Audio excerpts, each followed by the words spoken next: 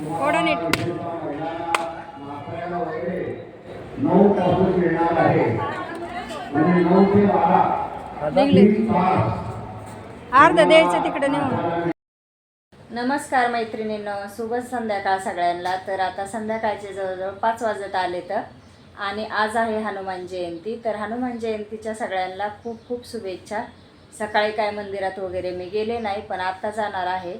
तर आज सकाळी 6 वाजताच हनुमंताचा जन्म होतो आणि सर्व लोक वगैरे सगळं हनुमान जयंतीला हनुमानाच्या मंदिराकडे जातात. तर आता इथं कसं मुंबईला सकाळी सकाळी घरातले कामं पण असतात आणि मंदिर पण जवळ नसतं, त्याच्यामुळं मग थोडंसं निवांतच जायला लागतं. तर चला मग आता मी जाणार आहे, पण हनुमंताचं मंदिर आमच्या रूमपासून 2 ते 3 किलोमीटर आहे.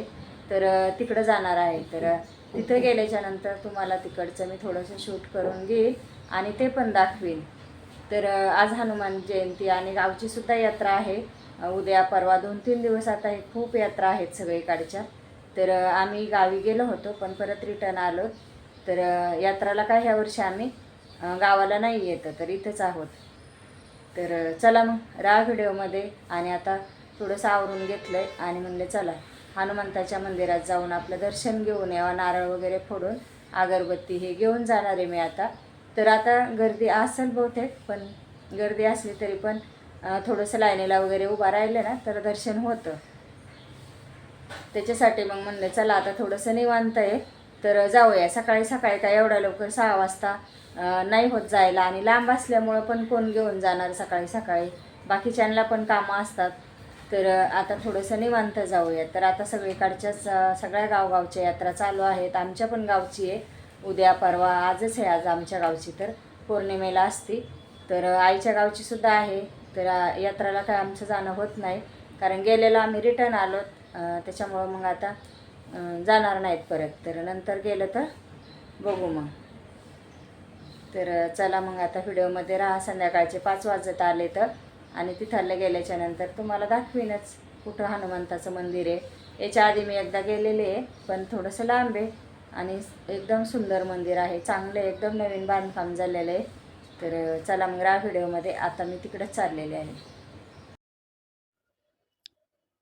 तर आता इथं मी खाली चालले लिफ्टमधून, आणि त्याच्यानंतर आता आम्हाला घ्यायला विशालचे पप्पा येणार आहेत, कारण इथून जवळजवळ 4 किलोमीटर आमचं हनुमंताचं मंदिर आहे. त्याच्यामुळं थोडंसं लांब आहे, मग कसं जाणार. आणि जवळजवळ 6 वाजून गेले तर, कारण आवरू करूच तर उशीर झाला. म्हणलं चला मग आता जाऊया. तर थोडा वेळ मी काय केलं, खाली बसलोत आम्ही, आणि थोडंसं म्हणलं आता वाट बघत बसण्यापेक्षा थोडंसं राऊंड मारून यावा. इकडं पुढे जाऊन काम पण होतं थोडंसं, तर तिकडं पण गेलोत आणि त्याच्यानंतर मग परत रिटर्न आलोत.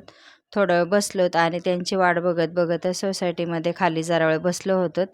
आणि मग आता जायचं होतं आम्हाला हनुमान मंदिरामध्ये. तर आज गर्दी तर असेलच, तर तिथं सप्ताहसुद्धा असतो 7 दिवसाचा.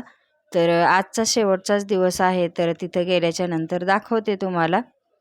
तर हे पाहिलं आहे आमचं इथलं हनुमंताचं मंदिर. तर आता हनुमानाचं मंदिर म्हटलं की सगळेच आज हनुमान जयंती असल्यामुळं दर्शनासाठी गर्दी. तर आता इथं मस्त काम केलेलं आहे.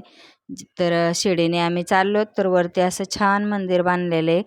तर भरपूर असं इथं आवरण चांगलं ठेवलेलं आहे त्यांनी. साईडनी जागा पण खूप आहे आणि मस्त शिड्या वगैरे बनवलेल्या आहेत आणि उंचावर बनवलेलं आहे. आणि गर्दी तर नव्हती, थोडीशीच गर्दी होती. तर खाली मंडप वगैरे दिलेला आहे, कारण सप्ताह असल्यामुळं मग 7 दिवसाचा मंडप वगैरे खाली लावलेला आहे मोठा. तर तिथं चालू आहे हरिपाठ वगैरे असं बोलतात, सगळे भजन चालू आहे. तर आता इथं आम्ही लाईनीला थोडा वेळ उभा राहिलो. तर गर्दी काय जास्त नव्हती, पण थोडीशी होती, नाही तर भरपूर गर्दी असती सकाळी आल्याच्या नंतर. पण आज उशीर झालेला आहे, संध्याकाळचे जवळजवळ 6-7 वाजत आले तर गर्दी कमीच आहे. आता डायरेक्ट मंदिरामध्येच आम्ही दर्शन घेणार आहोत. तर हनुमंताचे मंदिर आणि त्याच्या शेजारी इथं गणपतीची मूर्तीसुद्धा स्थापना केलेली आहे. तर चला तुम्हाला दाखवते मी. आता जवळजवळच रांग आली, थोडीशी गर्दी होती. इथं पालखीसुद्धा ठेवलेली साईडला. तर आता इथं छान सजवलेली पालखी, आणि साईडने सगळे फुलं वगैरे त्याची पण सजावट करून घेतलेली आहे दरवाजाला. तर सगळीकडे फुलं ही खूप छान वाटते आणि पाहायला पण सुंदर वाटते. तर आता इथं थोडाच लाईन राहिली, तर थोड्या लाईनीमध्येच आम्ही उभे आहोत आणि आता डायरेक्ट मंदिरामध्येच दर्शनासाठी जाणार आहोत. तर आतमध्ये गेल्याच्या नंतर मग मी अगरबत्ती वगैरे आणली होती.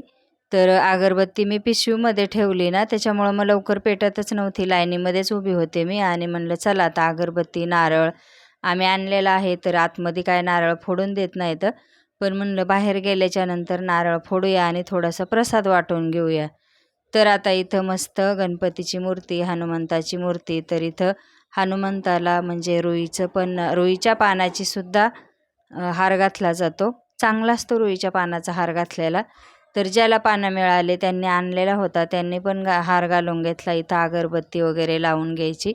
तर आता अगरबत्ती मी पेटून घेते, मस्त आरती ओवाळून घेते आणि मस्त अगरबत्ती लावून नारळ तर बाहेरच फोडणार आहे. तर गणपतीचं दर्शन घेतलं, हनुमंताचं पण घेतलं. एवढ्या जवळून दर्शन झालं तर खूप छान वाटलं. तर आता इथं महादेवाची पिंडाची सुद्धा स्थापना केलेली आहे. तर तिथं पण आम्ही दर्शन घेतलं आणि नारळ घेऊन बाहेर आलो. तर इथं नारळ फोडायचं काम चालू आहे विशालच्या पप्पाचं. तर नारळ फोडून प्रसाद अर्धा तिथंच ठेवला आणि अर्धा आम्ही घरी घेऊन आलोत. घरी आल्याच्या नंतर मग थोडंसं मी पिठलं बनवलं आणि चपात्या वगैरे शिल्लक होत्या आमच्या. म्हणलं चला आज मस्त पिठलं आणि थोडीशी भेंडी पण होती. तर कैरी पण कट करायची होती. तर एका हाताने कैरीच कट करता येईना. तर मग मी काय केलं, कॅमेरा पकडायला लावला आणि मस्त ही कैरी गावावरून आणलेल्या आहे आता. तर त्या दिवशी मी आले ना गडबडीमध्ये, तर तेव्हा भाऊजाईने दिल्या होत्या. तर इथं कसं कैरी मिळत नाही जास्त प्रमाणामध्ये, त्याच्यामुळे ह्या गावच्या गावरान कैऱ्या आहेत छोट्या छोट्या. तर आंबट पण आहेत थोड्याशा, पण चांगल्या आहेत खायला.